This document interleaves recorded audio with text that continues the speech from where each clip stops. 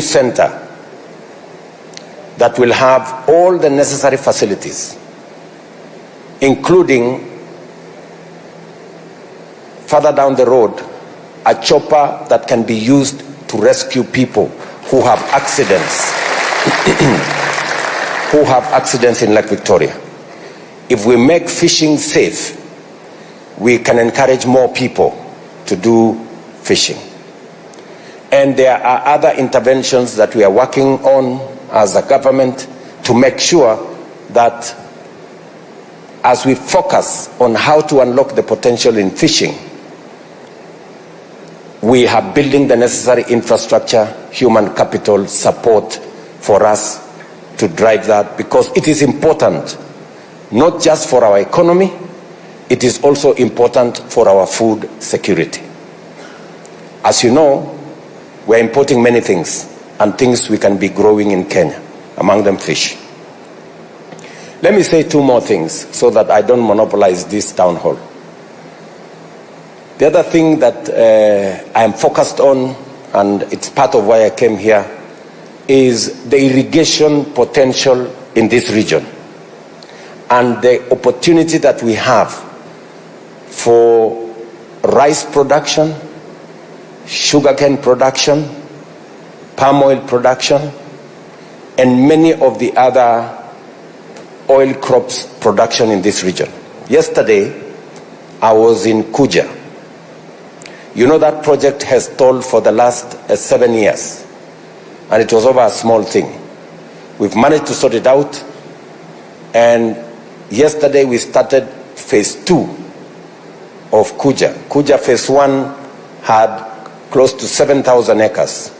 We are now moving phase 2, which is going to give us 12,000 acres of irrigable land, and farmers are going to produce more rice, more sugarcane, and more oil crops.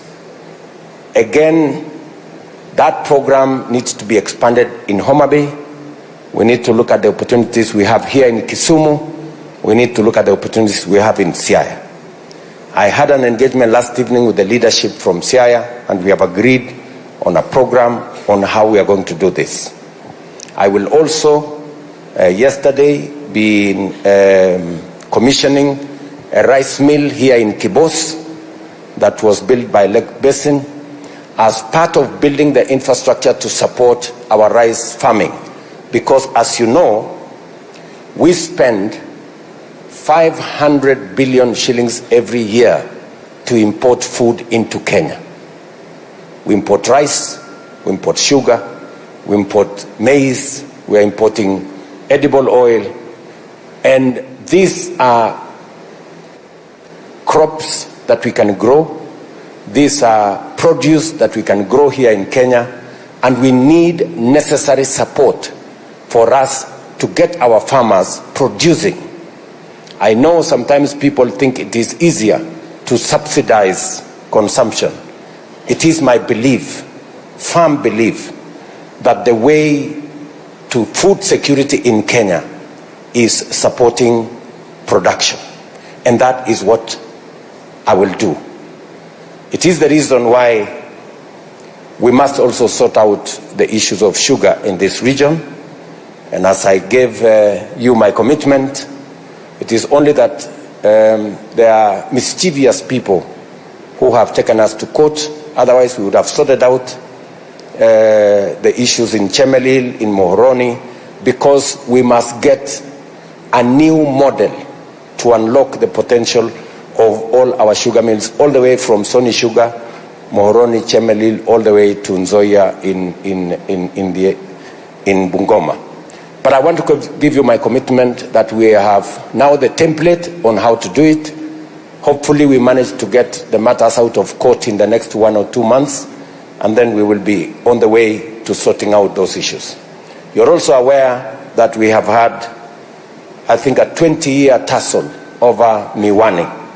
But finally, we're going to resolve it this year. We have done everything else that was required so that we can sort it out and focus on the production of sugar in Kenya, because we are importing, we are spending our foreign exchange importing products that we can actually grow here in Kenya. So, ladies and gentlemen, I'm happy to engage with you this evening. I do not want to say more than that. Let me stop there. I know it was the wish of the people of Kisumu to engage with me so that I can take questions directly from you and you can get answers directly from me. Okay. I will take the first question. Maybe I start here. Nani yako na maswali? Kama hauna maswali ni sawa. Yes, somebody here has if you can favor me with your name. Your Excellency, my name is Evans Ongati. I have two questions. One, as we all know that in your better agenda, housing is one of your key priorities. And as it stands now, you are at 2 million units that you want to achieve. And at the moment, your government promised that you'll be doing around 200,000 units per annum. I would wish to know that so far, we are in the second, third year. How far are we in that regard? That is number one. Number two, my concern is on what we call manufacturing sector. We know that manufacturing sector contributes around 8.4% of the national GDP. And here in Kisumu or Nyanza region, we had a manufacturing farm at Kikomi that has since collapsed for a long time. What is your government going to do to ensure that manufacturing sector is revived in the entire Nyanza and more specifically in Kisumu, just to cushion us on the issues of employment and what we call agricultural aspects that will ensure that we have food security taken care of within Nyanza region. I thank you, sir. Very much. Let me take a question from this row here. Yes. Yeah.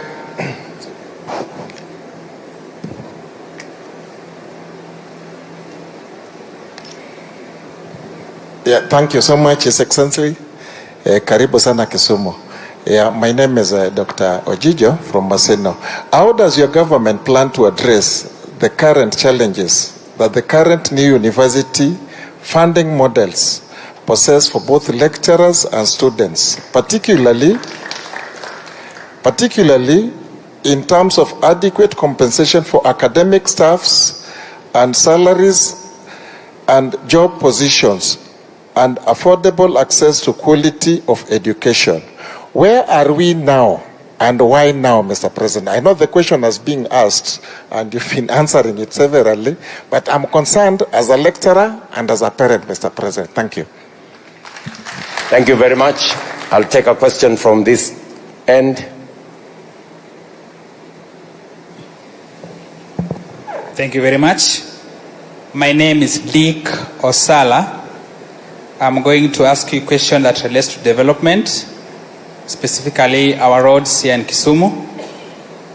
There are several roads that have stalled and we do not know why. I wish you were transacting this area using roads so that you are able to see the condition of the roads. I know tomorrow you'll be in Siaya. Kindly use the Luanda Siaya highway so that you see what we are talking about. What plan do you have for the roads in Siaya? And finally, Mr. President, 2 weeks ago you unveiled your cabinet. I did not see any minister who is below 30 years of age or whose worth is maybe 10,000. All people that were there were 400 million and above. Your Honor, if you don't have someone who is worth 10,000, I am here, Your Honor. I'm very intelligent. I can take that one.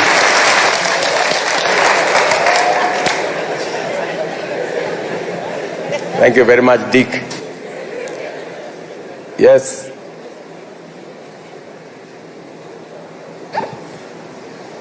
Hello. Thank you very much, Mr. President. My name is Catherine Achieng Ouma. I am a trader at the CBD and at the same time a politician. I want to ask you a political question. Today we are here as different parties and we have welcomed you very well and you've seen it in most areas of this region. And today we can coexist peacefully, UDA and even Azimio. My question is, will you collaborate with Baba in 2027? My second question,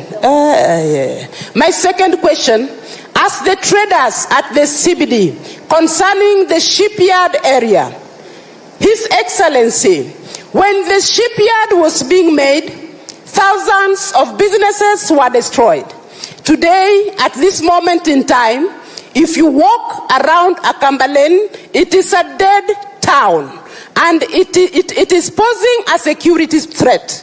Our question, can your government do a walling in that area and restore the 24-hour economy that was happening in that area? Thank you very much.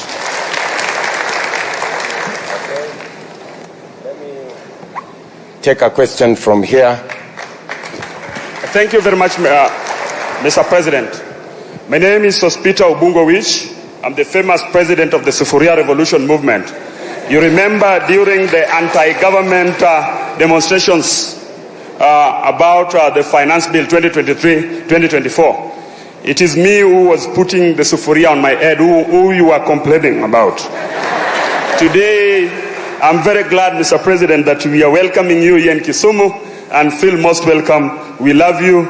You are our brother, and we will always support you. Eler Kaka Pamba. Mr. President, my question is political. We suffered the last 2 years because your deputy was telling us the government was for shareholders.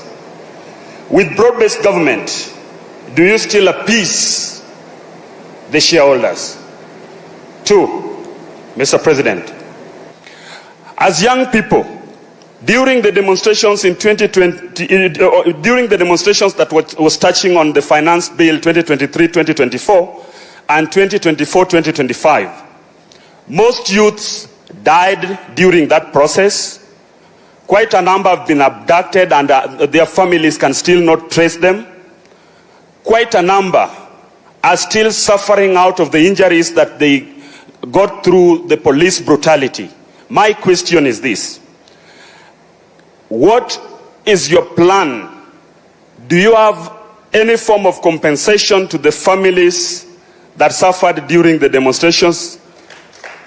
Because as the president of the Kenya Bunge la Wananchi Caucus, the leadership that the face that represent the young people, we have always been talking very categorically, and we are saying that we want your government to see to it that the young people that suffered during the demonstrations are well taken care of, and that is our request as young people. And lastly, as I finish, Your Excellency, we want to thank you very much for embracing broad-based government and for agreeing to work together with our party leader, His Excellency Raila Amolo Odinga, and supporting his bid for AUC. That we are saying that we are very happy about that. On the side of the broad-based, we are happy that you considered our people, though the Luos did not vote for you, but you considered our people and gave them very important positions in your government. Here in Kisumu, kindly consider us because we don't have anything good as people of Kisumu. And on the Bunge la Wananchi, kindly consider the Bunge la Wananchi because we also suffer and we also exist in part of the struggle. Your Excellency, I'm jobless. Consider me. Thank you very much. Okay. Thank you very much, Sospita. Let me start with Evans. Evans has asked me about housing. Housing is a very important project, as we all know. In fact, the argument I normally put across is that on this one subject of housing, we should all be united, because the housing program was in the Azimio manifesto, it was on the Kenya Kwanza manifesto.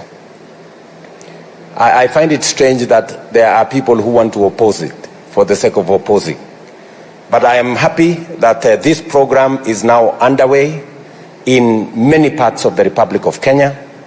In fact, among the things that I will be doing here in Kisumu on Saturday is to launch the 2,000 houses that we are building in, what's the name of that place? Lumumba, in Lumumba Estate here.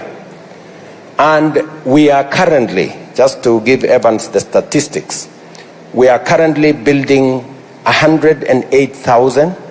We have 40,000 in the pipeline. We have already an extended, in terms of trying to find land to construct, another 200,000. This is a program that, as you know, Evans, is started onto a lot of challenge. We've been taken to court so many times. It has been stopped here, stopped there, because there are people who cannot see the value of housing. Housing does 4 things for us. Number one, housing gives us jobs. As I talk to you now, right from Lumumba here and across Kenya, we have 160,000 Kenyans working in the housing plan. Kenyans who were not working before we started this housing program. So it is a place where we will create jobs. And those jobs will keep increasing as we go step by step. For the next 20 years, we will be creating jobs from this housing plan. Number two, it gives us an opportunity to dignify Kenyans with dwellings that are decent. Today, we have 7 million Kenyans who live in slums in our towns, in very undignified, with no toilets, no running water, no electricity, no roads, people living in squalor.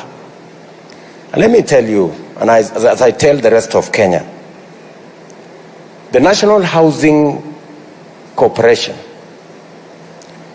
the housing law in Kenya was passed the same time it was passed in Singapore. Today, in Singapore, 95% of Singaporeans own a home. The opposite is that in Kenya, we have 7 million people living in slums, because we didn't want to do the right thing about it. We are now starting to do the right thing. And you know, this is what Singapore did for them to change the fortunes of their country. Number three, it helps us to reduce land fragmentation. I overflew yesterday. I was with the governor of Migori yesterday. And we could see clearly that the amount of settlements in Migori County, in Homa Bay County, unless we do something about it, we will shortly have no land to do our agriculture, because the amount of land fragmentation that is going on is alarming. And therefore, this program is going to slow and possibly reverse the whole subject of land fragmentation in Kenya. So, and of course, it will stimulate our economy. We will not only create jobs, we will expand our manufacturing, those manufacturing doors, those manufacturing windows, those manufacturing hinges, the manufacturing around steel, the manufacturing around timber, and the whole space of cement, traders, transporters. Many people will be in that ecosystem.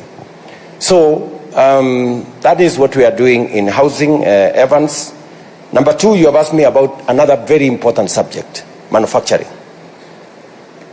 It is the reason why in the last finance bill, we had actually said anything that we can manufacture in Kenya, let us not import.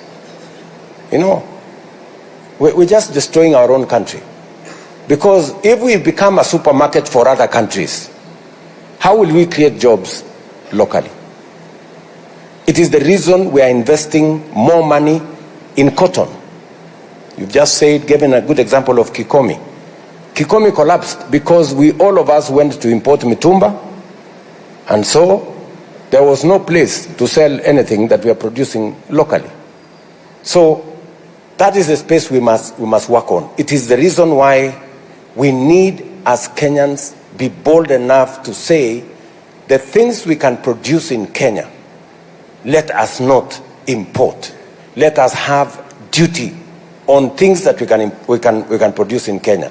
Let me give you one example, Evans. In 2023-2024 finance bill, we put a 17.5% levy on importation of clinker and steel billets. Do you know what happened? We reduced the importation of clinker by 95%. And 11 companies that had closed down have come back to production. And 16,000 Kenyans got jobs. On just one subject, on steel. 11 companies of steel that had closed down came back because they could now make money producing steel locally. So there is value in us using some of our tax measures to promote our own manufacturing. Because I went to open, let me give you another example. I went to open a cement factory in West Pokot. A good Kenyan had invested 45 billion in a cement manufacturing plant in West Pokot, employing 2,500 Kenyans and another almost 3,000 drivers, conductors, and many other things. Now, that factory is not just hiring Kenyans. We have now reduced, as I told you, importation of cement or clinker by 95%. And do you know what is this clinker we are importing? And do you know how much money we saved? We saved 100 billion shillings of imports of clinker. And let me tell you, clinker is just stones. You know, we have our own stones here, limestone. All you need to do is to go and burn it to 100,000 degrees, and then it becomes clinker. Explain to me, the great people of the great city of Kisumu, why should we go and import stones from other countries and pay 100 billion when we can choma our own stones here and create the clinker that we are looking for? Does it make sense? Sini ujinga? Ama mnaonaje? So really, and you know, these are the kind of decisions we have to make. And you know the good news, I'm very happy. The good news is that the companies who are complaining to us about the duty we had put for importation, in 1 year, they came back and said, you guys, you did the right thing, don't remove that duty. Because they were now investing in manufacturing. So I want to promise you, Evans, as I do, Kenyans, we will continue to make the decisions that will encourage our own local manufacturing, as opposed to us being a supermarket for importation of products from other countries. We export our jobs, we export our foreign exchange, and we export our opportunities, even to create wealth. It is better when we are having companies in Kenya that are creating wealth, because that is Kenyan wealth. Ojijo, my good friend from the university, is asking me about the university funding model. Let me tell you that the university funding model is something that I am very clear about. It is time You remember, in fact, I was with your Vice Chancellor. Your Vice Chancellor, by the way, supports the new funding model because he runs the university and he knows the challenges of running university without money. You know? And it is because the old model bankrupted our universities. When I came into office, the first thing that came on my table is that 23 universities out of 40 public universities, 23 of them were bankrupt, technically insolvent, because they had debts from here, I don't know to where. And not small debts. We owed 51 billion shillings to private universities and 137 billion shillings to public universities. Because we didn't make the right decisions. Now we decided that we are going to have a model that is student-centered. We know this student is going to do medicine. We know how much medicine costs. We must then fund that student to do medicine to the full. We know this student is doing education. We must fund that student for that course to be achieved. But if you have a student doing medicine, it requires 600,000, and you give him 200,000, you will end up with a half-baked student. And by the way, Bwana Ochijo, do you know that we are in the second year of implementation of this? And the first year was phenomenal. If you ask any vice chancellor, anybody who is running an university, they are telling you this model is way superior. And in fact, in 4 years, it is my plan that every university will be able to run its affairs without the challenges they have today. And they can pay lecturers, they can pay their suppliers, because today, when last year, many universities, in fact, they said in the meeting we had in Nairobi, many universities have never paid full salary because we weren't giving them enough money. It is the reason why I have put more money in university education. In fact, I have put 127 billion shillings more to education because I believe we must get education right. If we don't get education right, we will get nothing right in Kenya. We must make sure that we get it right. It is also the reason why I have hired 56,000 teachers in the last 1 year. Last year, we hired 56,000 teachers. It is because education is important. It is also the reason why, end of this year, we will hire another 20,000 teachers. Because education is what makes us equal. And if we don't get education right, we will get very few things right.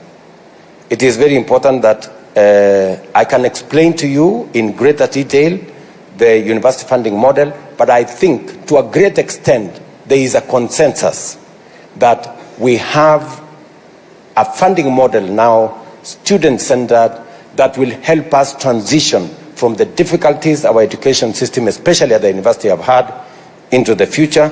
And I am very confident that we will get the relevant understanding between parents and students and lecturers and university management for us to move into the future.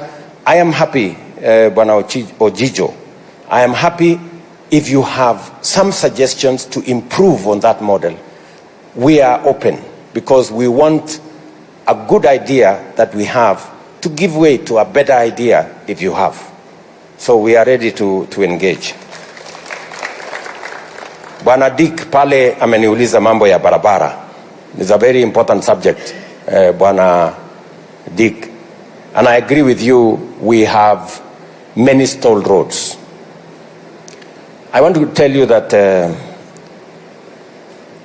we weren't very measured in the way we gave out contracts, because we now have roads that are in the region of 900 billion that we have issued. We have 150 billion shillings that are already outstanding, work done and not paid. So that is something that is eating my head. And I have tried to work out a mechanism. We have in the budget 56 billion shillings this year. I managed to get about 40 billion shillings from China. I am working with other development partners on how we are going to turn around this road thing. I was yesterday and today, I was in this region to unlock some of the roads that were stalled. And I want to give you my commitment that all those roads that were stalled, we are not going to start any new roads until we complete the ones that we have already, that are already stalled. Many people want to push me to say, why don't you start new roads that will have your signature? I'm not interested in having my own signature. I'm interested in building the roads that are already there, because they are Kenyan roads irrespective of who started them. That will be my trajectory. Catherine Ochieng has said, I talked about 2027. She said she's a politician, and that's very good. I am also one. And she said she's asking me, what is going to happen in 2027? I want to tell Catherine, I am more concerned about what is happening or what will happen to our next generation. 2027 will sort itself out. I want to tell you that the mistake sometimes we make as politicians is always to focus at the next general election. Of course, the next general election is important. But I want to tell you that if we are consumed merely focusing about the next general election, we will never make the right decisions. We must be bold enough to make the right decisions, because sometimes the right decisions are not very popular. And you know, when the right decisions are not popular, you are forced to make the wrong decisions merely because you are concerned about the next election. And that is how we have never made the decisions to change our country. By the way, I intend to make the difficult decision to change Kenya. That is my focus. Even the forming of the broad-based government, many people did not expect me to do that. But I did it because I know for us to be able to implement the most critical decisions that will change Kenya, we need a broader political formation.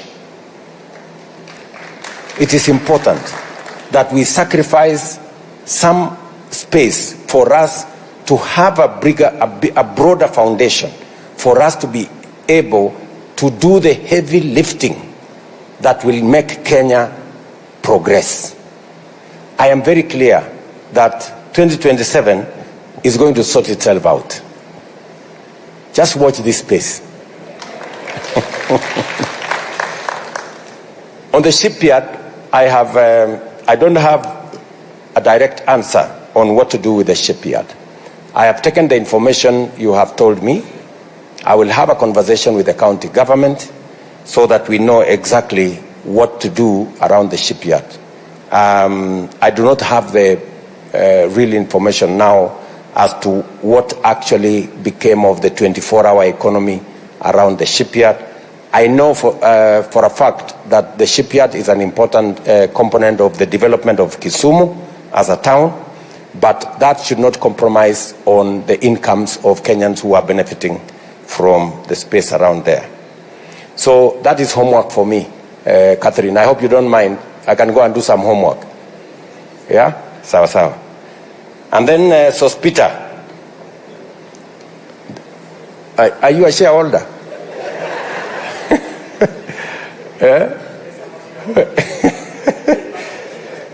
Let me tell you, Sospita, that we all agreed, yeah, that we are all shareholders of this country, each and every one of us. Every Kenyan has a right. Every taxpayer has a right.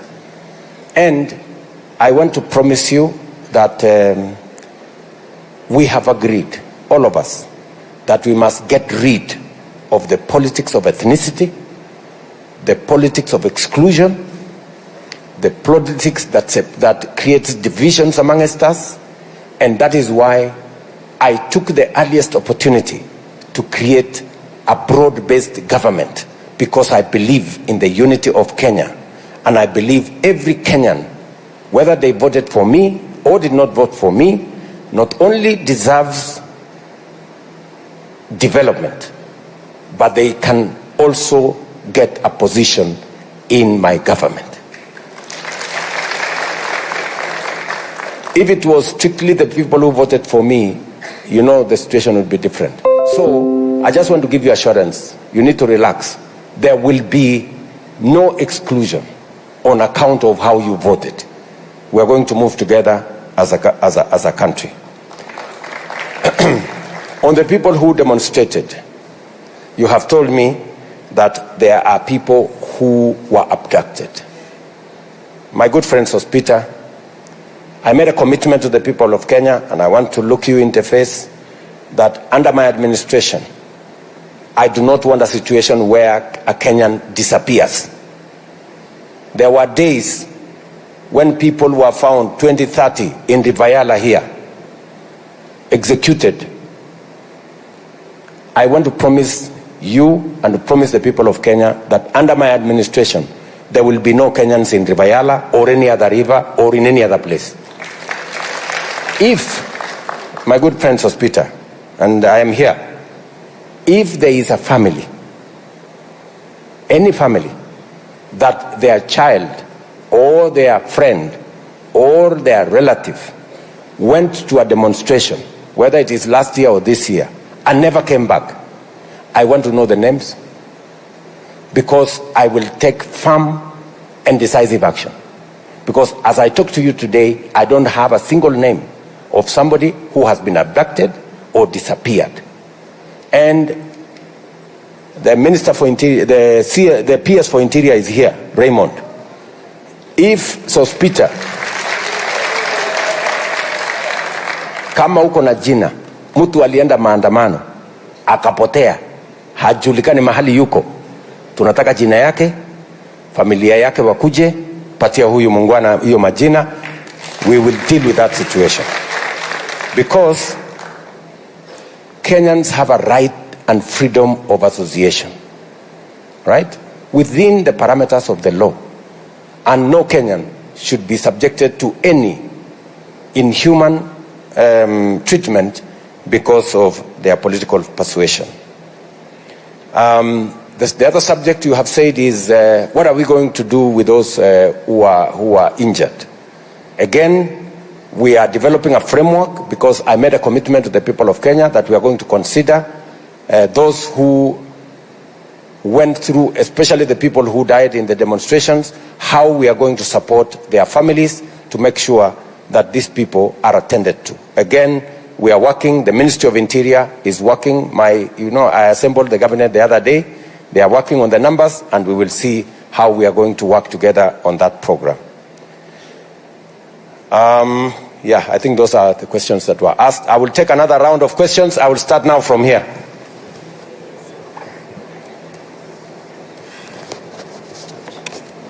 Yes, there is a lady there.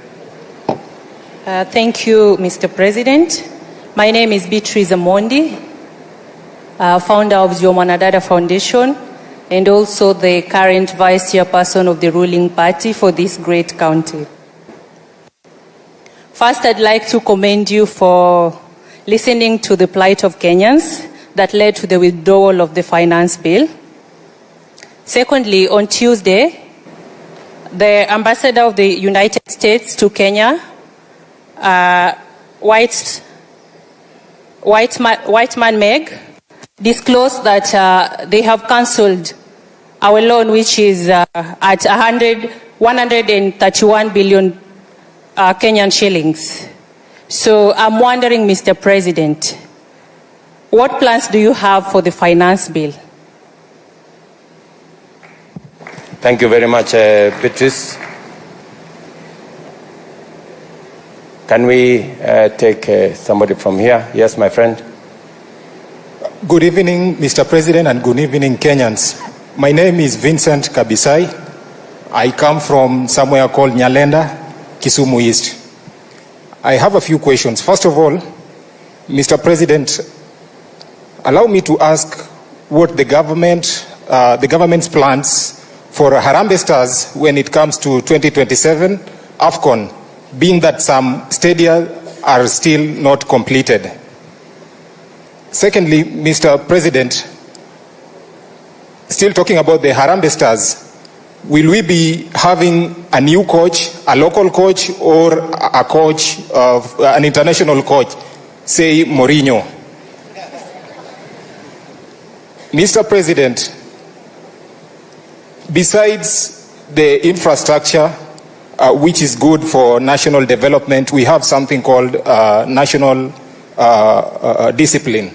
The other day at Lower Kabete, I saw the engagement that you had with the county commissioners, and it was impressive. It's a step in the right direction, if at all we are to move forward as a country, because there are a lot of repeals that have been done when it comes to the national administration.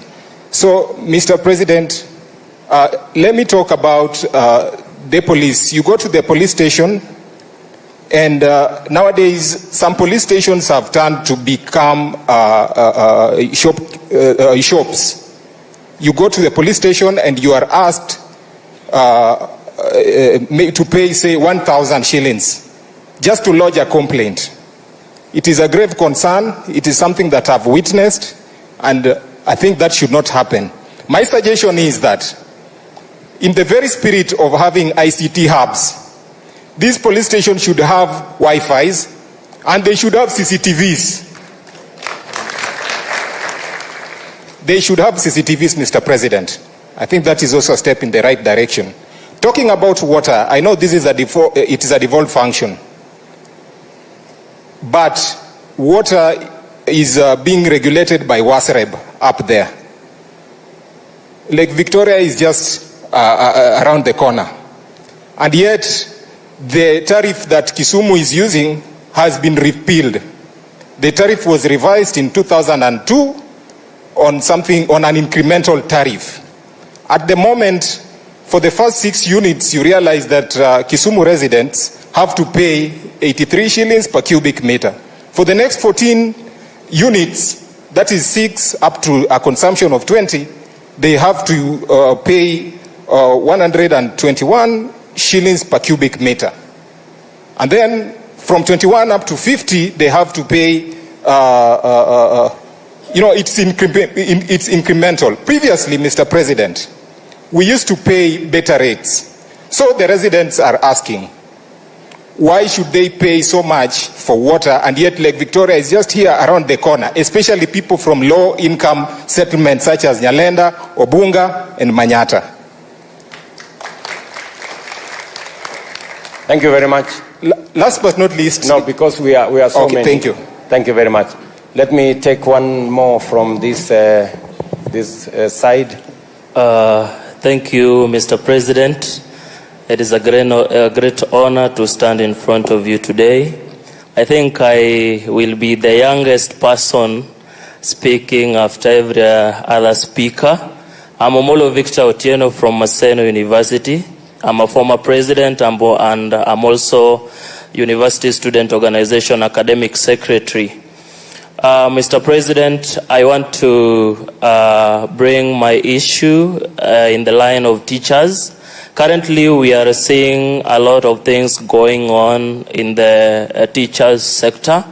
Mr. President, I know teachers in here may not want to tell you, but earning as low as 17,000 shillings do not really dignify the work that they are doing, because, Mr. President, teachers are the reason as to why we are all sitting here today. Again, Mr. President, I was very keen in your speech. You mentioned that teachers have been hired, 20,000 this year and 56,000 last year. My question is, have they been confirmed that they are really working, the ones who have been hired? Mr. President, going away from the issue of teachers, as I finish, as a young person from the university students have been crying day and night about the issue of democracy in this nation. Mr. President, when we decide to promote democracy from all institutions, from all angles, we should consider universities too. The kind of electoral process that is in the university is alarming. We disregard the delegate system, and Mr. President, we request, these are a special request from the comrades of this great nation, that you may bring us back to the mass voting system, Mr. President, so that we elect leaders that we can really count in. Mr. President, thank you so much. As I am the young person, I know that you are looking for jobs for young people, the Gen Zs. I'm one of them, Mr. President. I will appreciate your chance. Asante sana, Victor. Which way are we going? Thank you very much for this opportunity. My name is Yvonne Awuor-Ogola. I am an advocate of the High Court of Kenya, practicing in Kisumu. Your Excellency, my question to you this evening is on the health sector. Your Excellency, as you are aware, there is a monster that has crept in. Cancer and diabetes are killing us day and night. And nowadays, diabetes is not even for only the old people, even the young people. Yesterday I was reading about a 10-year-old who died of diabetes. Your Excellency, NHIF is not helping. The medication is very expensive. What plans do you have for us so that the victims of these diseases can get quality and affordable medication? Thank you very much, Madam Yvonne. Let's take one from here. I don't know. Maybe this gentleman here, right here in front. Thank you, Excellency. My name is Richard Ogendo, Secretary General, Kenya Sugarcane Growers Association. Richard Ogendo. Two questions. As I heard you in your opening statement, as you are enumerating about the infrastructure on fishing, what I didn't hear is what we are doing to the fish farmers. Fish farmers, you're building the fishing infrastructure, the landing bays, and everything around it. And yet where we stand here, this mile is owned by Lake Basin. Less than 3 kilometers away, they have a fingerling development site. Could your government consider giving the fish farmers loans and grants, so that as they wait for the Kabonyo site to be operational, then they can enjoy the facilities that Lake Basin has to offer? My second question goes to in the sugar sector. This region is known for its vibrant sugar sector. Unfortunately, over the years, this has been neglected. Your government was good enough to give us subsidized fertilizer.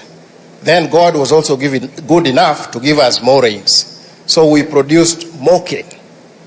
We have ended up with a problem of surplus, which is also in rice. So in terms of policy interventions, what is your government doing to cushion farmers? That is one. That is for sugar and rice. Number three, when you were the Minister for Agriculture, you initiated the quality-based payment system, the cane testing units, which your government has spent billions on it. And every time regulations want to be put in place, there are people who run to court. Now this denies farmers their livelihoods. What is your government putting in place again in terms of policy to make sure that the regulations are published, number one, and that the CTUs, the cane testing units, begin operation immediately so that farmers, sugarcane farmers, can benefit from them? Thank you, Your Excellency. Thank you very much. All right, maybe I should start with you, my good friend Richard. You've asked me, we are doing all things around infrastructure. What are we doing for farmers? Two things, fish farmers, two things. Kabonyo where we are investing R1 billion shillings, is going to give farmers, fish farmers, very good quality fingerlings at a subsidized price. Is that correct, PS? Yeah? So that is what we are doing for farmers, number one. Number two, we also are working on a grant of 450 million shillings, targeting fish farmers, the BMUs and all the people in that ecosystem, to support them. The same, you've just asked about the grant. So we have a grant facility that the ministry is running, and my minister for blue economy will be in this region, I think in the next week or two. I think he was here already, and we are having a conversation with the fish farmers on how they are going to access this grant. So those are the two things we are doing for fish farmers: fingerlings, and also making sure that we organize some grant for them to be able to support their fish farming activities. On what you said, you know, I had a difficulty initially. When we made subsidized fertilizer available, there were brokers in some of the sugar companies. I'm sure if you've been there long enough, you will know. They actually refused sugarcane farmers to access subsidized fertilizer from government. I'm very happy that we are beyond that challenge. And as you say, this year, we have really made progress in matters cane farming. The subsidized fertilizer and rains have given us additional production. We are not yet at the production where we can stop all the imports, but at least we've slowed down on the imports of sugar into Kenya. And the prices have also come down significantly because we can produce more. But you have made a solid point around what are we doing about surplus. Surplus is a very positive problem. I was actually, I met the chair of the rice farmers in Kuja, and he told me exactly the same thing. What are we doing to make sure that the rice farmers, who I am told in just that irrigation program in Kuja, they have 800 tons that has been in their stores for the last 6 months. I instructed National Cereals and Produce Board to buy that rice and give it to our special programs for distribution to citizens who are under our ASAL and arid and semi-arid program, where we are supplying food to Kenyans around Kenya. So what we are doing, to answer your question directly, we are connecting the government program that has about 1 million Kenyans that we are giving food in different parts of the country. We are connecting that purchase to farmers so that farmers have a direct market. Because if we do not have a market for farmers, then we will end up with a problem. We will discourage farmers from producing. So I gave assurance to the farmers in Kuja, as I give assurance to others, that we are going to make sure that there is a market infrastructure program that will support farmers so that as they produce, they don't go into losses. On what you have said about cane testing, the cane testing units, it is true. We agreed that we must pay farmers on sugar content, not on the weight of everything that they carry to the place. But you know that there are characters who have gone to court. They've stalled that process for a very long time. But in the new program that we are rolling out, the one again that is in court, I don't know, we have a problem in court. When we unlock it from court, we will make sure that this time program, when we have a leasing program, we will make sure that we capture all the elements so that it becomes much more easy for us to implement payment on sugar content as opposed to just the weight of the sugar you have carried to the milling company.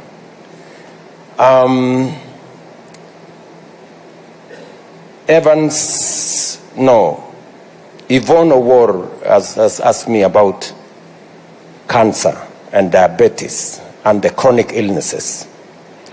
And it is true, Yvonne, that even children of 10 years nowadays can suffer from high blood pressure, they can suffer from diabetes. In fact, I have an experience myself of children who are below 15 who are diabetic.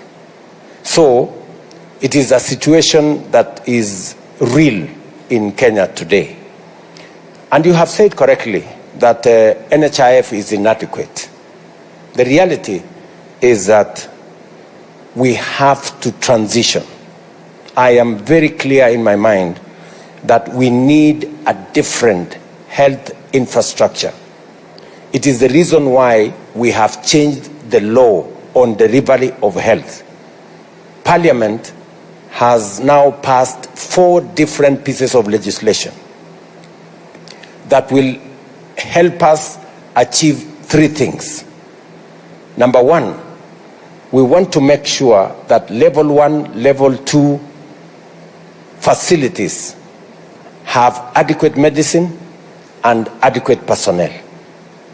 Number 2, we want to make sure that as opposed to NHIF, which catered largely for people who had a pay slip, we're going to have the Social Health Insurance Fund.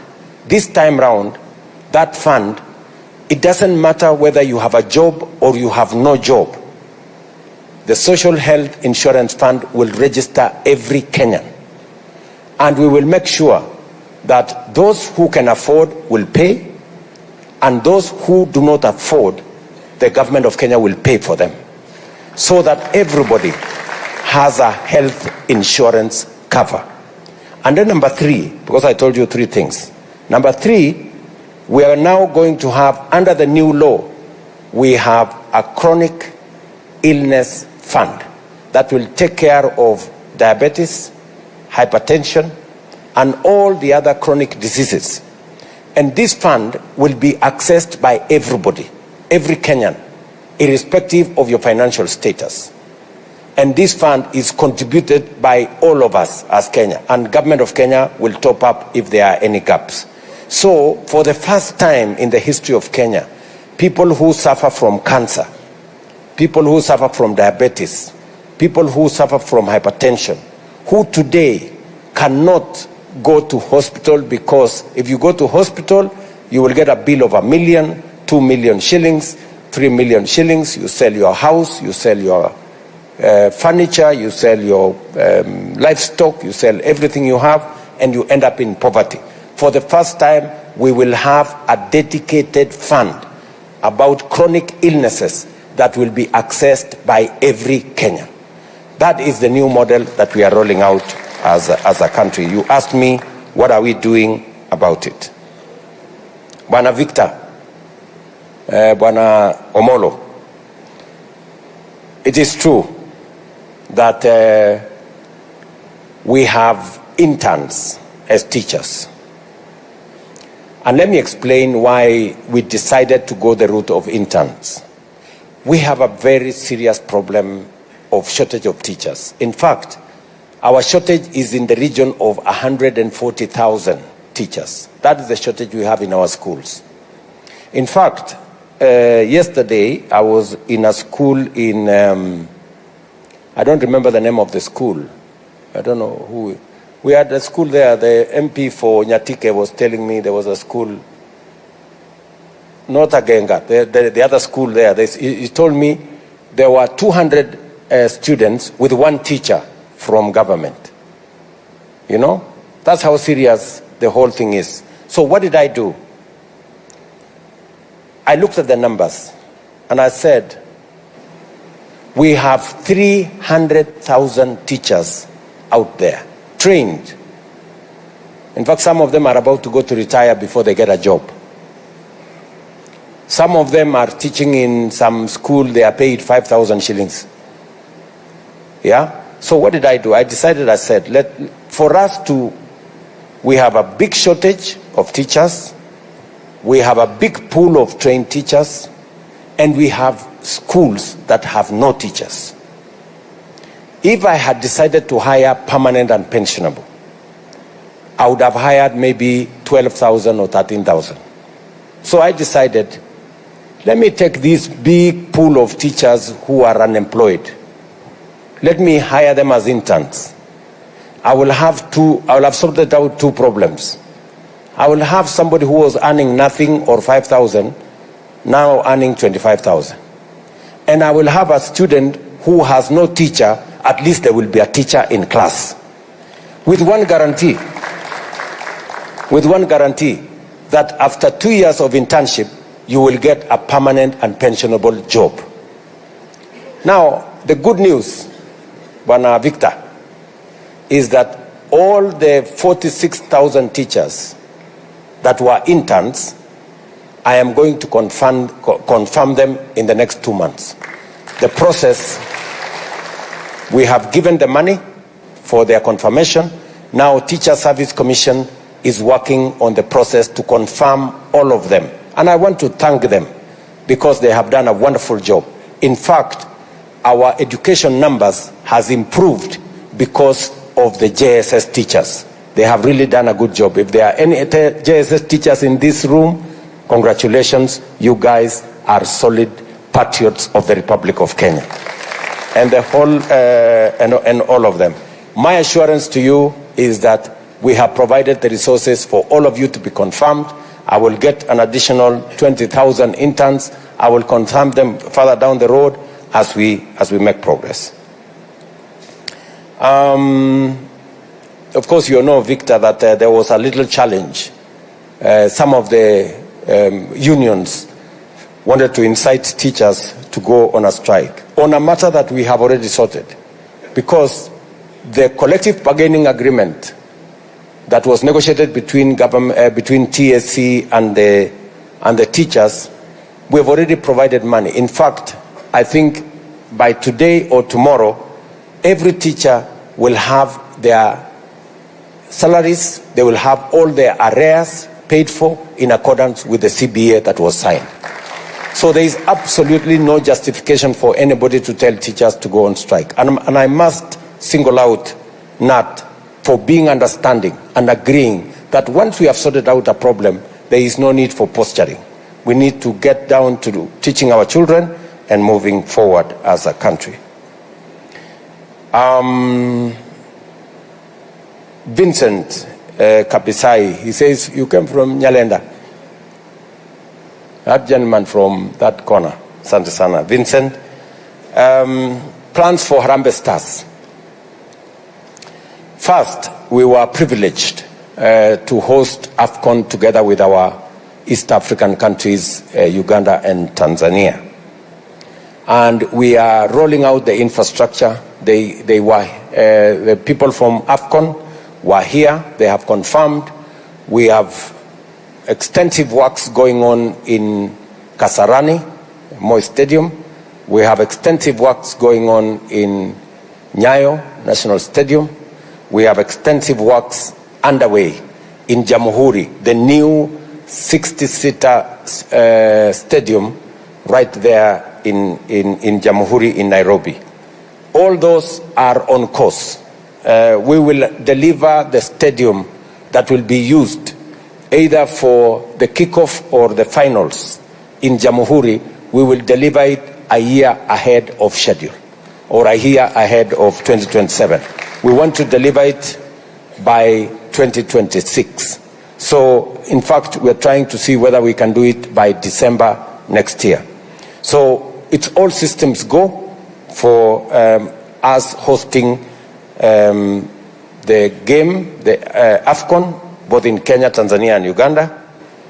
As for Harambee Stars, because the game will be right here at home, we are preparing Harambee Stars. We are going out of our way to make sure that every bit of necessary support is given to Harambee Stars.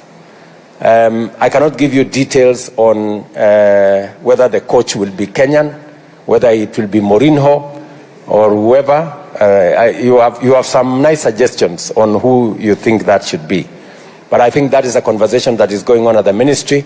One thing I want to assure you is that we will give our Harambee Stars the best support that we can muster as Kenyans.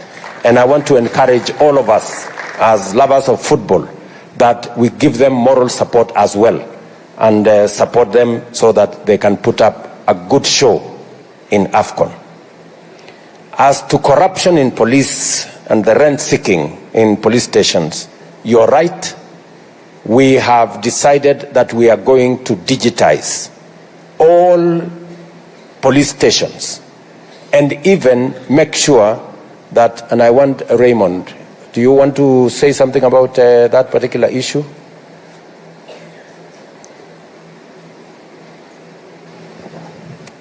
Your Excellency, there's a program on the plan to do the digitization. First, of course, we were piloting the OB, the occurrence book, so that we're able to keep track of what is going on.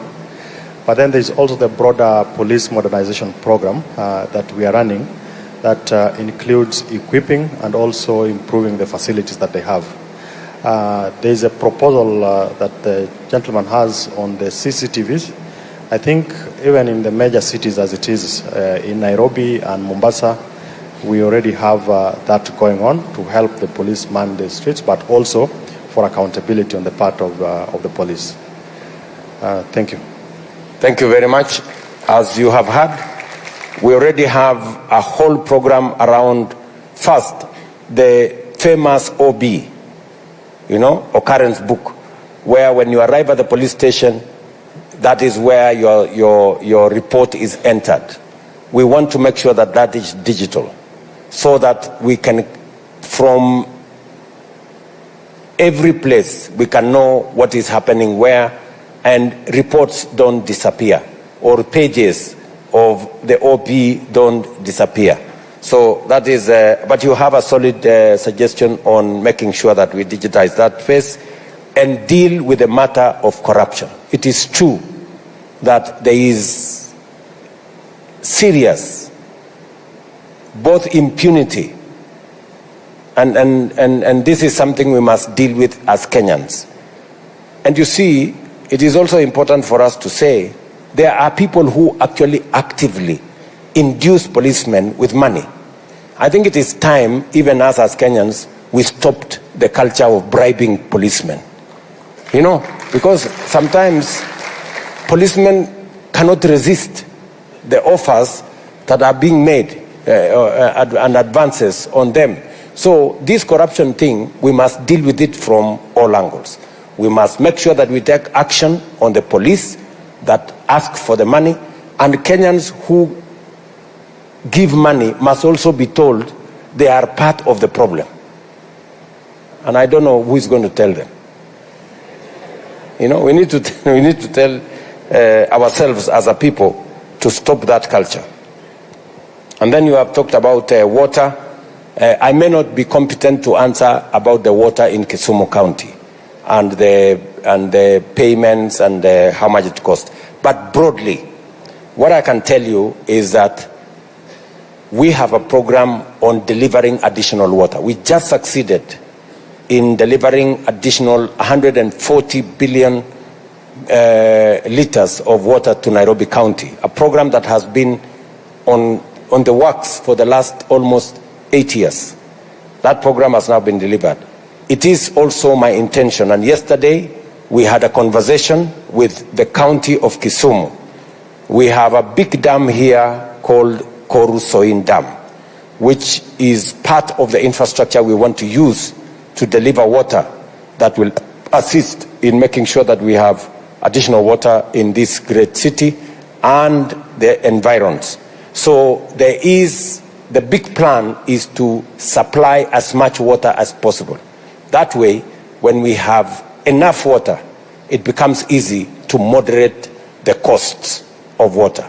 So on my end, I want to just commit to you that my plan is to increase the water supply, work with the counties, and then we need also to have a conversation with the counties, because now we have a whole concept of public participation where all of us can engage government at all levels on matters that are of concern to citizens.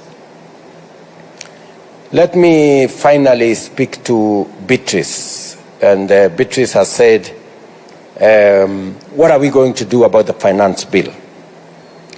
You know, the finance bill is something we must think about as Kenyans, all of us. There were many issues in that finance bill that were very positive for our country.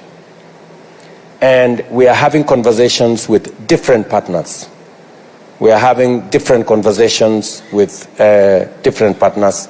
Of course, when we lost the finance bill, we lost close to 340 billion of the money that we would have raised using the finance bill. I now have a new minister, John Mbadi, who is a seasoned accountant and somebody who has clarity on where we want to go. And I have already given him the assignment to look at the best way we can get ourselves out of this. He is working with the Treasury team. They have given me the initial proposal, and I am very confident that we can turn things around once we consolidate our position and then engage the stakeholders in that space and even get ourselves having a conversation with our members of parliament so that we can decide as a country how we move forward. Because the current situation is not tenable. We have to find the resources to deal with the issues. We have roads that many people here agree are stalled. We have water projects that we have to deal with. We have teachers that we have to pay. We have the whole array of requirements of public, including what my sister Yvonne said about matters health that we have to deal with. And all those require resources. So we are going to be innovative on how we are going to look for those resources, and my team at Treasury are working around the clock on it. Now, I am reliably told that we have another 20 minutes of time. So maybe I will take one final round of questions. Maybe that gentleman looks like he has a burning question. Huyo mungwana pale. Thank you, His Excellency, Mr. President. My name is Olebo, Kalebo Winongar, and I'm a resident of Kisumu and also a politician. And mostly, I'm a sports icon, having played rugby for Kisumu RFC and Kisumu and Ulinzi Football Club. My question is on sports. Kisumu used to be the hotbed of sports. And when we were growing up, we had very, very good sports people here. And since time, it has died. And people have become disillusioned. And because sports is one of the means of employment of our people.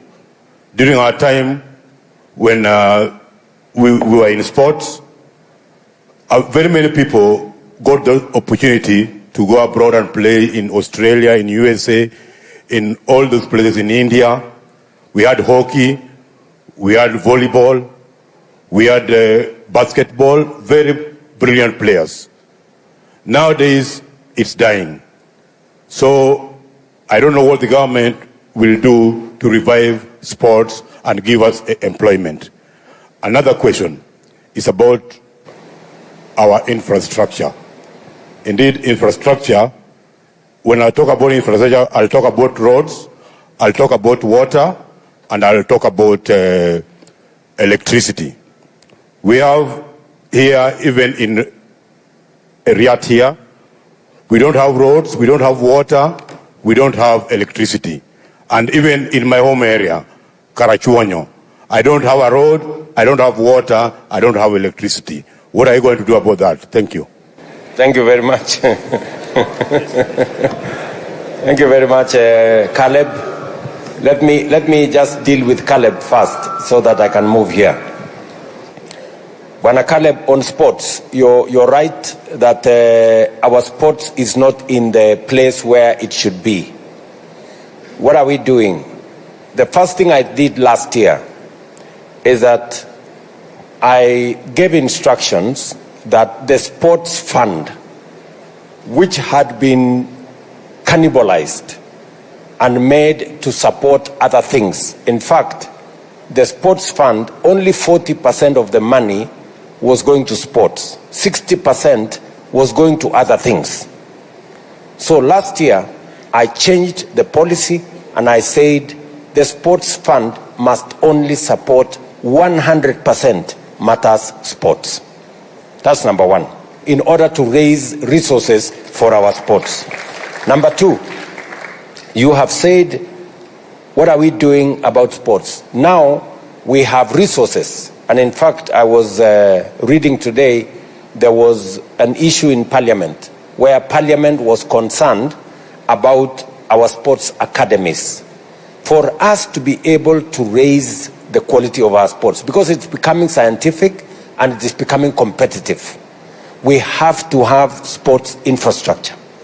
And it is the reason why we are now investing in sports academies, so that in every part of Kenya, we have a sports academy where we can do more training, we can have more facilities for us to be able to grow the talent that we have. Kenya is a sporting nation, and we all know that we are a sports giant in the world, actually. In fact, the good news, like in the last Paris situation, we were number one in Africa. So it is true, we have sports talent in Kenya. And that is why, number one, I changed the policy on sports fund. And number two, we are now in the program of developing sports academies for us to be able to grow our sports talent, whether it is in football, whether it is in athletics, whether it is in all the other fields. You have also said correctly that roads, water, electricity. I have some good news for you on matters electricity. I was in, you say you come from Karachonyo. I was in Homa Bay today, and I have asked the ministry responsible for energy. We have negotiated a good program. Now we have a plan on deploying electricity. In your county, we have 1.56 billion shillings to connect 17,000 people to electricity, households in your county. I hope you become one of them, so that at least we sort out one problem. I will make sure that I will tell your member of parliament to make sure that you are one of them. We have desegregated into every constituency. On matters to do with water, again, my good friend Caleb, I was on the program of water today, again in your county. I was in Oyugis, because in Oyugis we put up a water project there for about 700 million. Today I was there to add them another 200 million so that we can actually deliver water to home states. It is going to happen in Oyugis. It is going to happen in Kendu Bay. I have also a program of 450 million in Homa Bay town, and hopefully I should be able to have a program for Karachonyo.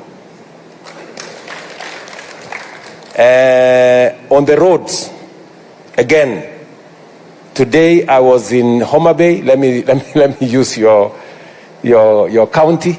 Is that correct? Homa Bay is your county? Yes. I was in Homa Bay, and we managed to get resources. You remember that road from Kadel to Karabur to Kanyathiang? That road now we have money to build it. And your short member of parliament knows what.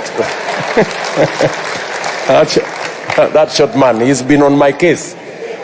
You know, we now have money for it. Again, we have money now to do the Sindo all the way to Sori. We also from the one that comes from from Homa Bay to Mbita, all the way to through Sindo, all the way to Sori. That road, we have agreed that we are also going to complete that road. And also, we have a couple of other roads that were started, they stalled, but we are looking for resources on how to take them forward. So we wouldn't be able to do everything in one go, but at least we have a plan on how to progressively complete some of those roads. Let me take a question from here. Anybody, I don't know, maybe this fellow in a kanzu or something. Thank you, Mr. Rais. Okay, you're gonna mtu hapo wako na Mr. Rais, nashukuru sana kupata hii fursa. At least mimi pia leo niongea na rais wa nchi ya Kenya. Mr. Rais, kwa majina naitwa Evans Lugairi, alias Jibril Mesaya. Mimi ni conductor ama donda ukipenda. Mr. Rais, wakati ulikuwa unaanza kuongea, kuna kitu uliongea kuhusu food security. Hapa kwa food security, mimi na madonda wangu wenzangu kadhaa tulichukuana tukasema tunataka tufanye kitu inaitwa urban farming. But ya urban farming tulikuwa tunataka tufuge hata kuku kiasi, mbuzi hivi, sababu si hatuko hapa town, hatuna ile shamba kubwa unaweza fanya, but hizi urban farming kasukuma kingine unaweza uzia kwa hoteli mayai na shida Mr. Rais, hapa kwa urban farming tunakosa grants ama funds za kutu unlock. Thanks to Safaricom, jana walinitumia message wakaniambia sijui digital farming, wakaniuliza kitu unafamia, nikamwambia pia kama mtaa wangu Kajulu pale niko na shamba na napanda avocado kitu kama 1/2 hectare, but hapo kwa funds nikitaka ku-opt-in nipata hata loan hawana hiyo option. Alafu Mr. Rais, my second question ilikuwa about religion. As we all know that government inaenda hand in hand religion. Ilikuwa sad kwangu kuona watu Shakahola wanakufa ile kishenzi. But Mr. Rais, hii kitu bado inaendelea. Nimekuwa nikitembea chuo mzingine hapa ndani. Unapata watu bado wanaabudu kwa msituni nini. Alafu shida iko sana ghetto, mtazini tunatoka. Unapata makanisa ni mingi kuliko shule na hospitali. Sasa hawezi soma. Shule ni mingi kuliko hapo Mr. Rais, hapa kwa religion kuna shida pahali.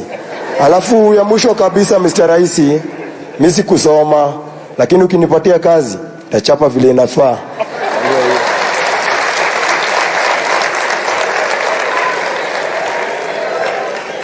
Okay. Thank you very much Evans. Asante sana Evans. Wacha nikujibu na Kiswahili. Umesema wewe ni donda, lakini pia wewe ni mkulima. Kwanza pongezi sana kwa kufikiria mambo ya food security, kwa sababu sote sisi lazima tushughulike na mambo ya food security. Hata kama unaniona vile mimi niko rais, pia mimi ni mkulima, kwa sababu vile wewe unafanya donda, pia wewe unataka kufanya ukulima.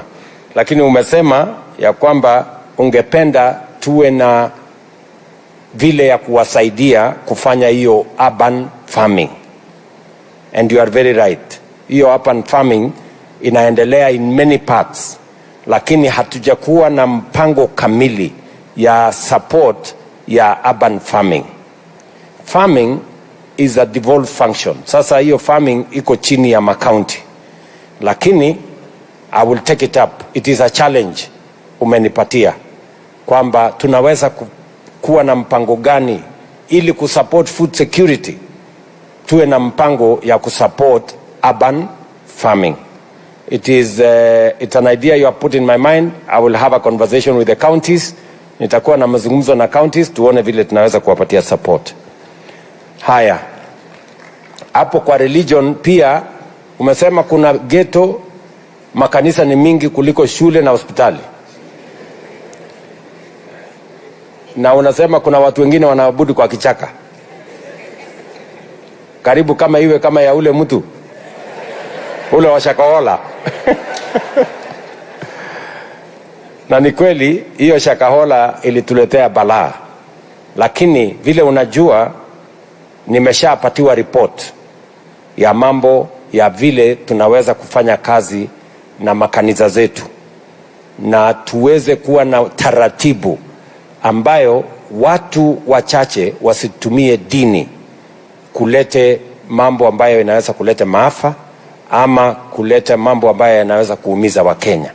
So hiyo report tayari imefika kwangu na tunatengeneza sasa jopo ya kuimplement hiyo report, na tutapeleka bunge tupate endorsement ya bunge ndio tushughulikie haya mambo wewe umesema, and you are very spot on. Asante sana. One person from here. This is Elizabeth Amondi. Yes, Mr. President, I have two questions. One is about the insecurity in Kisumu. Kisumu people are dying each and every time because of insecurity. Secondly, water area, the Soy Dam area, which has led to the deaths of so many people, and people have been crying each and every time. Thank you, Mr. President. Just explain to me, you say, Elizabeth? Koru Soy Dam. Koru? Yes. There is a problem with? The water area. The water in Koru Soy Dam, when it falls, it's running down, which causes the farmers don't get the floods are. Oh, there is too much floods. There is too much flood that leads to no good production. Okay. Yes. Thank you very much. Thank you very much, Elizabeth. You have talked about insecurity in Kisumu. Let me tell you two things. Most of our security agencies, the equipment they had was not in good condition. And also, the terms and service of our policemen and women were not very good.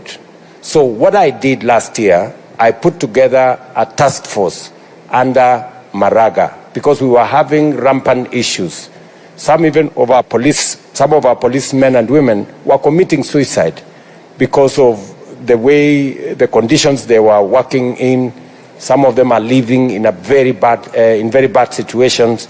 So we are doing three things to improve the terms of service of our policemen and women. Number one, we have now a new terms structure. Even their salaries, we have enhanced their salaries from the beginning of July this year to make sure that our policemen and women have adequate compensation for them to be able to deliver the service that they are doing to Kenyans. That's number one. Number two, we are also now putting them under the program of institutional housing so that we can build houses for policemen. Some of them live in very, very deplorable conditions. So we are working on that to make sure that. And then number three, as you heard Raymond Omolo, my PS for Interior, say, they did not have adequate equipment. So I rolled out a 20 billion shillings modernization of equipment of our policemen and women so that they can be able to deliver that critical service that they are providing for our country. That program is already underway. We have the first, I think, 30% of the equipment is already been delivered. The program is going on. We are funding it from our budget so that we can improve the quality of service that is available to our policemen and women. Again, I will take up specifically, because you have said in Kisumu, there is an issue. So Raymond, you need to get your team in Kisumu to respond to what Elizabeth is saying so that we can take care of that security. But I've just given you the broader aspects of what we are doing globally to make sure that our policemen and women are doing the job that they have in the mandate given to them. Part of the reason why you had me talk about Soin Koru Dam, which is a very important piece of infrastructure for us, it will also help reduce the flooding. That is why that dam, the construction of that dam is very important. However, the mechanism of delivery of this dam that is currently in place is inadequate. In fact, it will take a very long time for us to do this dam if we do it using the mechanism that already is there.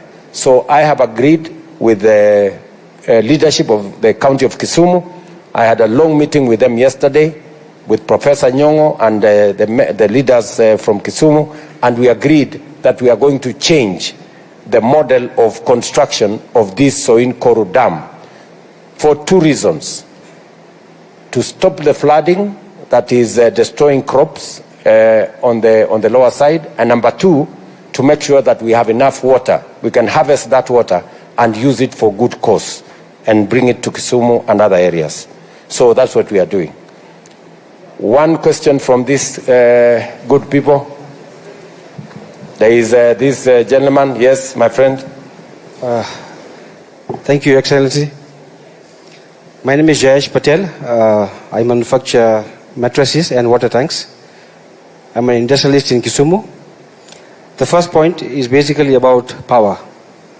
As an industrialist, there is a big problem in Kisumu. We do not have stable power.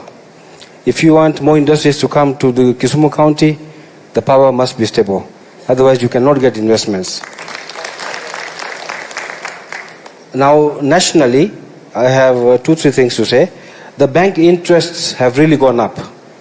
Every industry in the country has borrowed funds, and today they are really paying a heavy price for it. Similarly, the fixed deposits have also gone up. So that has made people actually put money in the bank more than rotated in the economy. And that is actually making all the money be pulled out to the banks and obviously to the government. So if this interest rate goes down, the economy will improve. Another suggestion is the PAY tax. After 32,000 Kenya shillings earned by any employee, there is a 25% tax. Now that is a lot of tax going to the government. I understand that every citizen has to pay tax, which is good, but for the economy to move and become more vibrant, I think this threshold of 32,000 maybe should be pushed up to 90 or 100,000. That will make every Kenyan who is earning money retain the money with him and obviously push it back to the economy. Lastly, the procurement. I have noted and observed that lots of things are over-exaggerated in procurement in the county and the national governments, and that is basically pilferage of taxpayers' money. The suggestion is that since Kenya is digital, why don't we put a ceiling of every item that has to be purchased? Example, if you are going to buy a wheelbarrow, it cannot go for $500,000. It should be somewhere 8,000-9,000. So if that is put as a ceiling, obviously the money will be controlled automatically. And the issue of trying to say reduce corruption stops auto. Thank you. Just last one, the issue of the police and the corruption issue which you mentioned, I have a suggestion. Because the fines are heavy, people opt to bribe and move on rather than pay the government.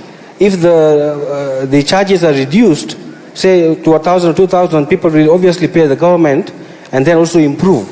Because at the end of the day, if they were guilty, say, of overspeeding, why would they pay 10,000 to the government? They would rather bribe 3,000 or 5,000 to the police. So if we go reverse way, we rather have the fines to be made 2,000 or 3,000. Thank you. Thank you very much. Thank you very much, Jayesh. On power stability, I quite agree with you, but I want to give you some good news. We had a big problem of a facility we had in Muhoroni. I'm sure you are aware. It made power very expensive and very erratic in Kisumu. I want to tell you that we have now shut down that facility because we've gotten additional power from the grid that avoids the generation that was being done in Muhoroni. We will make it much more stable once we connect the line that we are working on. We are working on a procurement for the line that will connect you, Kisumu, to Olesos and connect you to power from Takwel, which is not only cheaper, but it's also consistent and reliable. So if you give us a few more months, we should be able to complete that transmission line and be able to stabilize the power in Kisumu and assist you to do the manufacturing and industrialization that you are doing. Banking interest rates, you're right. If government is paying 15, 16%, no bank is going to lend to a citizen, a farmer, an industrialist, or anybody. As you have seen, in the last meeting of our central bank, the interest rates are, the central bank has already given the signal. I think the last meeting of the central bank brought the interest rate by 0.5% down, and we want to consistently push it down so that we can achieve what you're saying. Because if we do not do that, then it becomes very difficult for people in the private sector to access credit for them to do the businesses that they want to do. You have a suggestion about pay as you earn, and you've said we should put it up from 32 to 90 or thereabout. I'm not sure that's the direction we want to go. You have a suggestion, but I think we need to interrogate how do we still raise the resources we are looking for. And, you know, our trajectory has been, let us broaden the base. Let us make more people pay so that we can reduce the rates. But, you know, if we continue making a few people pay, it becomes much more painful. It is better for us to broaden the base and lower the quantum so that everybody carries a piece of the tax burden. But again, I'm sure my team is listening here. They will look at the veracity and the applicability of your suggestion. On procurement, you are spot on. We are losing a lot of money because of procurement. And that is why I have made suggestion that we must have procurement moved to a digital platform. And everybody who wins a tender to do anything, we must display how much money, they have won a tender for how much money. Because we are buying very simple things for sometimes up to 40, 50% more money than is the case. So on procurement, we are going digital so that everybody knows what we are doing. On fines, there is a delicate balancing that we have to do. For example, if using the example you gave, that it is assuming 10,000 if you are overspeeding. So somebody says, instead of me paying 10,000, let me pay the policeman a fraction of it, maybe 2,000 or thereabout. But, you know, the fine was supposed to deter the person from overspeeding. If we reduce it from 10,000 to 3,000, then somebody will just keep on overspeeding because if he's found, it is cheap, he can pay and move on. And then we end up with accidents and we end up with a bigger problem. So it's a balance that we have to strike. But again, I think we just need to discipline ourselves as Kenyans. What instead we want to do, Jayesh, is to make sure that the fines are instant. I think instant fine will deal with the challenge you have. I think somebody doesn't mind paying the fine. What they mind is the trouble of going to court, waiting for 2-3 days. Even if the fine is 5,000 and you have to wait for 3 days, it becomes very difficult, right? That is what actually sometimes people make people bribe policemen. So we are working on instant fines. Parliament has let us down. Members of Parliament are here. If you can conclude the amendment to the law so that we can actualize the instant fines. If you are found by a policeman, between you paying the government of Kenya instantly and giving the money to the policeman, many people will choose to pay the government of Kenya.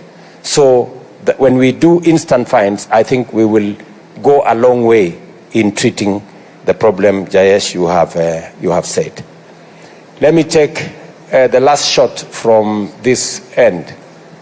Yes, somebody should... Okay, Mr. President, allow ni ongea nikikaa chini. Okay, we have a good gentleman. Mi naitwa Champion Disability Anton Riako. Na niko na swali. Na swali yangu kuhusu person with disability. Kuna pesa serikali walitoa cash transfer kupeana person with disability. Na hii pesa tunapata watu wanapewa 2,000 every per month. Na unapata mtu anatoka Chiga anakuja kuchukua pesa KCB Bank, anatumia pikipiki. Akirudi na kuenda na kurudi ametumia pengine 1,000 kwa sababu ametumia motorbike. Akirudi nyumbani amebaki na 1,000. Sasa tunapata kama hii pesa asaidia person with disability. Tuko na wengine wanapeleka watoto physiotherapy. Every week wanapelekwa mara 2. Na huko physiotherapy inalipwa pesa. Serikali wako na mpangilio gani kwa hao watoto wetu ama jamaa wetu wako na disability? Secondly, unapata wakati wa kuandikisha hao watu kuna category inapewa pesa na category inawachwa nje. Sasa wale wamewachwa nje pia ni person with disability, wako na watoto, wanalipa nyumba, wanakola. Unapata mtu kama mimi nafukuzwa kwa nyumba kwa sababu sina kitu. Sasa hii pesa pia haitoshi kusomesha watoto, haitoshi kulipa nyumba. Serikali wameweka mkakati namna gani? Ya pili, ya tatu, tuko na sport naitwa paravoli. Mara nyingi tunapata kama tunaenda nje ya Kenya tunateseka, haipati support mzuri. Kuna wakati wachezaji walikuwa Rwanda, ndio pesa wakatumwa kutoka hapa Kenya ikaenda huko, watu wanalala tu kwa viranda. Kwa sport tunasikia tu watu wanaongea juu ya football na wale wanaenda marathon. Na hao wa person with disability serikali wako na mpangilio gani? Ya mwisho, upande wa kazi, person with disability mara nyingi hawaandiki kazi.